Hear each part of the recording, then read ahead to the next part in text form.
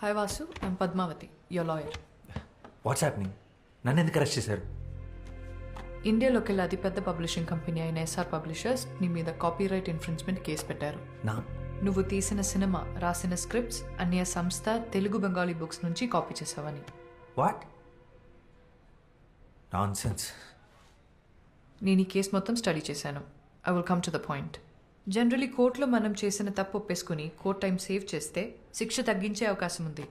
ఇదేమి మర్డర్ రేపో కాదు కాబట్టి సింపుల్గా ఒక 6 months జైల్ ఆర్ మన టైం బాగుంటే జస్ట్ ఫైన్తో కూడా బయటపడచ్చు.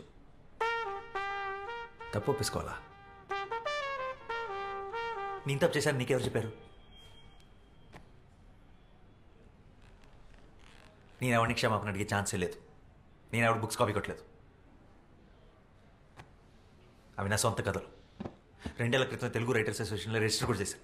ఆ ప్రూఫ్స్ నా దగ్గర ఉన్నాయి.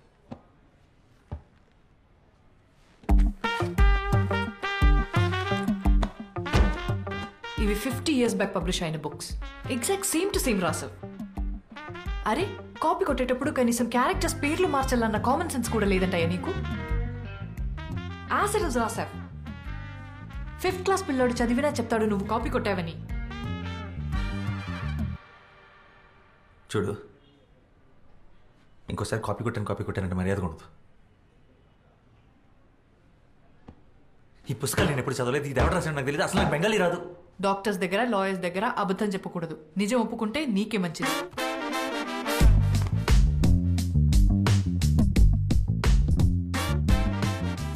అసలు నువ్వు నా లాయర్వా, అపనెంట్ లాయర్వా? ఒప్పేసుకో నేను దాని నుంచి వద్దు ప్రశ్న. నేను కాపీ కొట్టలేదంటే నీకు అర్థం కావట్లేదా? హలో, మెల్లగా. నాకు అర్థమైతే సరిపోదు. కోర్టుకి కావాల్సింది ప్రూఫ్. నువ్వు కాపీ కొట్టలేదని. అది ప్రూవ్ చేయడం లాయర్గా నీ బాధ్యత. ప్రూఫ్ చేయడానికి ఇందులో ఏం లేదు. ఎవిడెన్స్ నీకు అగేన్స్ట్ గానే ఉంది. నీవు అలాగా వచ్చి వేరే లాయర్ని పెట్టుకుంటావు. Okay, good luck.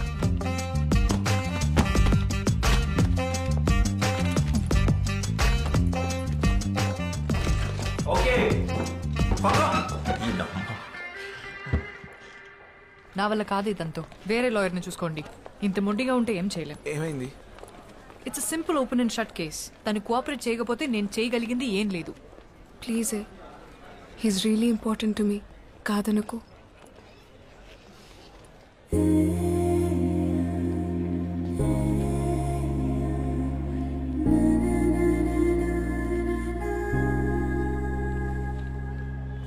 బా, ఏమవుతాడే నీకు? బాయ్ ఫ్రెండా? It's a long story. సర్లే, నాకెందుకు. నీకోసం తనకు మాక్సిమం బెయిల్ ఇప్పించగలను, కానీ ఈ కేసు మాత్రం టేకప్ చేయలేను. ఎందుకంటే అపోనెంట్ లాయర్ ఎవరో తెలుసా?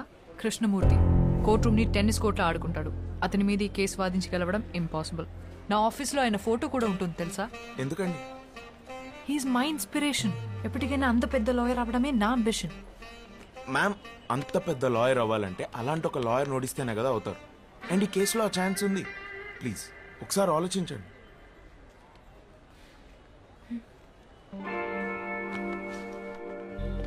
Copyright case OS number 234 of 2021. Complainant SR Publishers accused on Vasudev Ganta.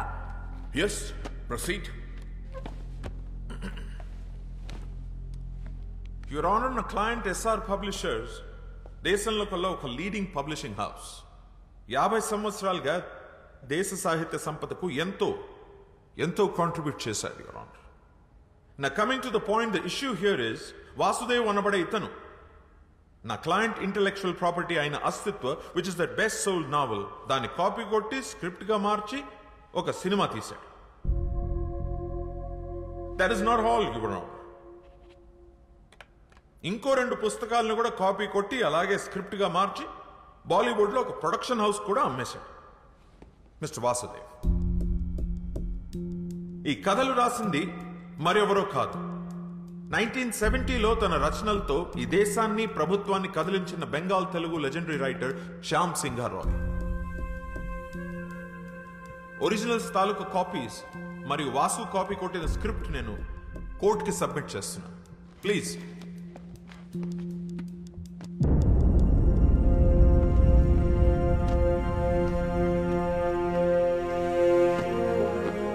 it's a colorable imitation of the original with the sole purpose of deriving profits. It's a direct infringement of 3 novels which are copyright properties of my client SR Publishers. So now on behalf of my client under section 63 of the Copyright Act 1957, I hereby demand accused Mr. Vasuki 5 ఏళ్ల jail శిక్ష మరియు 10 కోట్ల జరిమానా.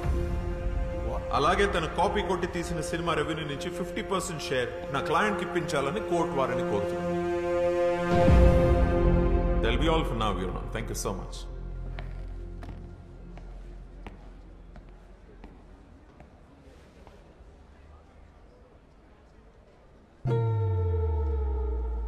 Defence దీనికి మీరేమంటారు? ఇప్పటికైనా ఒప్పేసుకో. Impossible. Your honour, ఇది ఒక ఫాల్స్ అక్యుజేషన్. నా క్లయింట్ ఈ అక్యుజేషన్ ఒప్పుకోవట్లేదు. We plead not guilty. My client is innocent until proven guilty. 2 కాపీస్ని కోర్టు వారు వెరిఫై చేయడం జరిగింది. 98% సేమ్ గా ఉంది. కాపీ కొట్టకుండా ఎగ్జాక్ట్ గా ఎలా రాస్తాడు? I don't believe it's a coincidence. తను తప్పు చేసాడు అనడానికి కోర్టుకి ప్రైమా ఫేసి ఎవిడెన్స్ సరిపోతుంది. Then how do you defend and prove your innocence? Sir అవి సేమ్ ఎందుకునే నాకు తెలియదు. నాకు తెలిసింది ఒకటే, నేనే పుస్తకాలు చదివి నా కథలు రాసుకోలేదు. నా కథలు నా సొంతం. నేను అబద్ధం చెప్పట్లేదు. కావాలంటే లై డిటెక్షన్ టెస్ట్కి నేను ready. What? No no no no, ఇదేం సినిమా కాదు. నువ్వు అడగానే లై డిటెక్షన్ టెస్ట్ ఇచ్చుకోవడానికి. Your Honor, పోనీ ఆ పనే చేద్దాం. అందరికీ టైం సేవ్ అవుతుంది. Let's go ahead with the lie detection test. Defence? That is the request from the defense, sir. Okay. Section 45 selection of evidence కింద ఫోరెన్సిక్ డిపార్ట్మెంట్ వారిని mister Vasudev మీద లై డిటెక్షన్ టెస్ట్ చేయడానికి అనుమతిస్తుంది.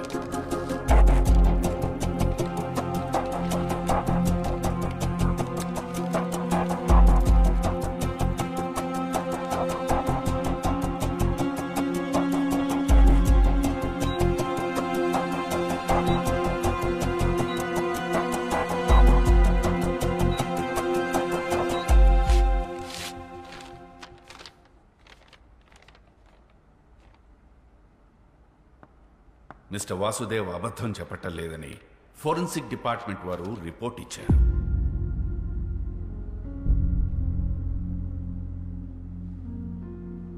యువర్ ఆనర్, లై detection test ని corroborative evidence గా తప్ప complete evidence గా తీసుకోలేదు. I'm sure the defence is well aware about this. లై డిటెక్షన్ టెస్ట్ ని చీట్ చేయగల టెక్నిక్స్ కూడా లేకపోలేదు. ముద్దాయి సరైన సాక్ష్యాధారాలతో తను నిర్దోషులని ప్రూవ్ చేసుకోవాల్సి ఉంది. ఇంకా అప్పటి వరకు మిస్టర్ వాసుదేవ్ మీద ఉన్న చార్జెస్ అలానే ఉంటాయి. That's all your honour. Your honour, అది నిరూపించుకోవడానికి మాకు ఇంకాస్త టైం కావాలి. To look deep into the issue and gather more evidence. I also request for an unconditional bail for my client. Your honour, I object to the unconditional bail. Overruled. Mister Vasudev కి ఈ court unconditional bail ఇవ్వడం జరిగింది. అలాగే further evidence submit చేయడానికి defence వారికి 3 రోజుల గడువు ఇవ్వడమైంది. Till then the court is adjourned. నేనైతే కాపీ కొట్టాడనే నమ్ముతున్నాను. ఇవాళ రేపు యంగ్ ఫిల్మ్ మేకర్స్ అందరికీ ఇన్స్పిరేషన్ అనే పేరుతో వేరే వాళ్ళ కథలు తొప్పేయడం అలవాటైంది. ఇలాంటి వాళ్ళకి అనవసరంగా పేరిచ్చి ఎంకరేజ్.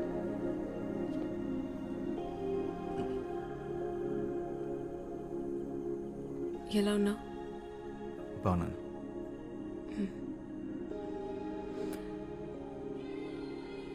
ఆ షర్ట్ నీకు బాగుంది. నీ షర్ట్ వేసుకోగానే అరెస్ట్ చేశారు.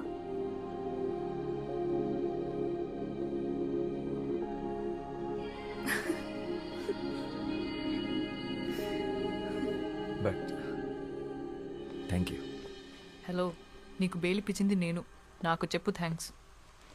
ముందు నువ్వు నన్ను నమ్ము, అప్పుడు చెప్తాను. ఎలా నమ్మమంటావు? నువ్వు రాసింది ఎగ్జాక్ట్గా బుక్స్లో ఉన్నట్లే ఉంటే. అదే నాకు అర్థం కావట్లేదు. మరి అంత సిమిలర్గా ఉంటుంటే ఏదో ఒకసారి బుక్స్ లేవు.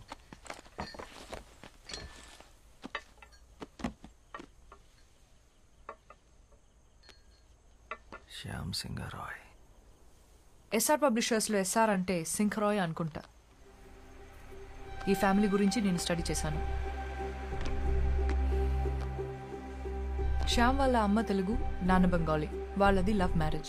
వెస్ట్ బెంగాల్లో సెటిల్ అయ్యారు. వీళ్ళు మొత్తం 4 బ్రదర్స్. అందులో ఆఖరివాడు శ్యామ్ సింగ్ రాయ్. వెస్ట్ బెంగాల్లో ఖరగ్పూర్ డిస్ట్రిక్ట్లో కాలికాపూర్ అనే గ్రామంలో జన్మించాడు శ్యామ్. తర్వాత కల్కటాలో చాలా famous writer and social activist అయ్యాడు. 1977 తర్వాత తనేమయ్యాడో ఎక్కడికి వెళ్ళిపోయాడో ఆ ఇన్ఫర్మేషన్ ఎక్కడా లేదు. ఒకవేళ చనిపోయింటే తన సమాధి కూడా ఎక్కడుందో ఎవరికీ తెలీదు. 1985లో మిగిలిన బ్రదర్స్ అందరూ ఒక మేజర్ కార్ యాక్సిడెంట్కి గురయ్యారు. చనిపోయిన ఆ ఇద్దరి అన్నయ్యల పిల్లలే ఇప్పుడు ఆ కంపెనీని నడుపుతున్నారు. వాళ్ళని మీద కేసు పెట్టారు.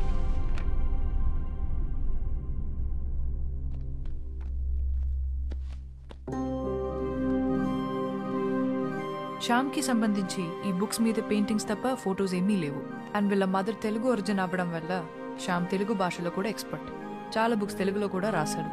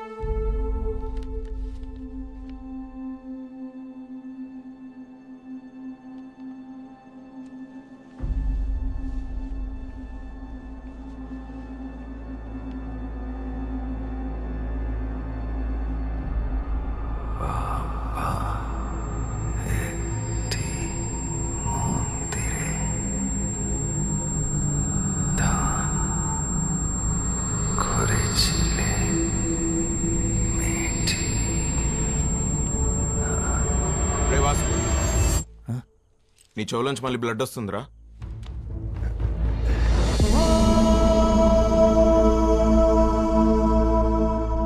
బ్లడ్ ఏంటి? వీడు అప్పుడప్పుడు ఇలా జోన్ అవుట్ అవుతున్నాడు. అది జరిగినప్పుడు వాడికి ఏం గుర్తుండట్లేదు. అలా జరిగినప్పుడే ఇలా బ్లడ్ వస్తుంది. అదేంటి, ఎన్నిసార్లు ఇలా జరిగింది? చాలాసార్లు జరిగింది. మనం గొడవపడిన రోజు కూడా వచ్చింది.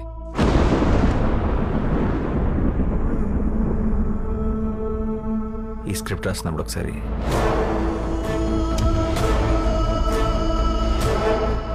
షూట్ అప్పుడు ఒకసారి ఇలా కొన్నిసార్లు. డాక్టర్ని కూడా కలిసాం. అంటే చాలా టెస్టులు చేసి స్ట్రెస్ వల్ల అని చెప్పారు.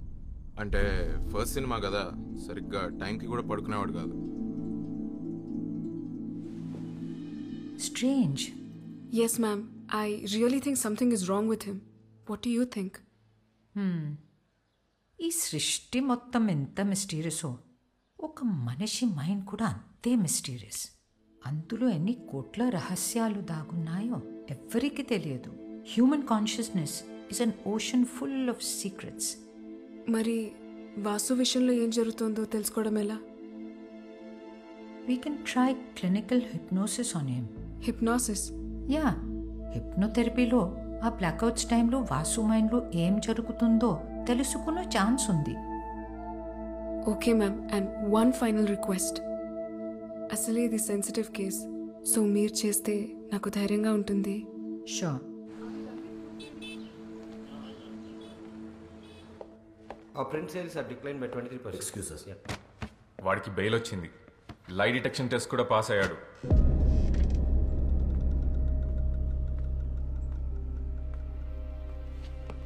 కాకు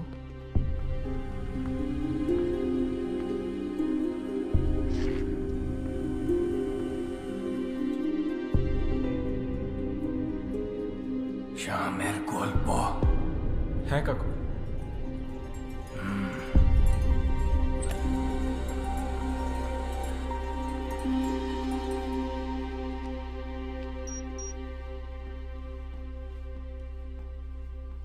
Sit.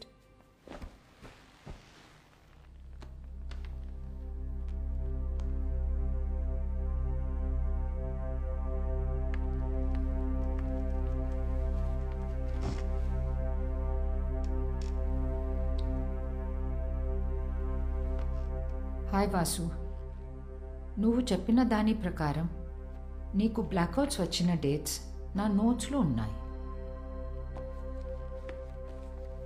Vasu, I'm going to start the procedure now.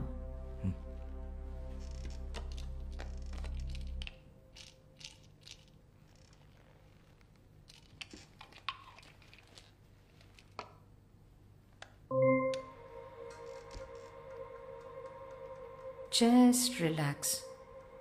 Take a deep breath in. Inhale and exhale all your worries out. Follow my voice and look at the monitor.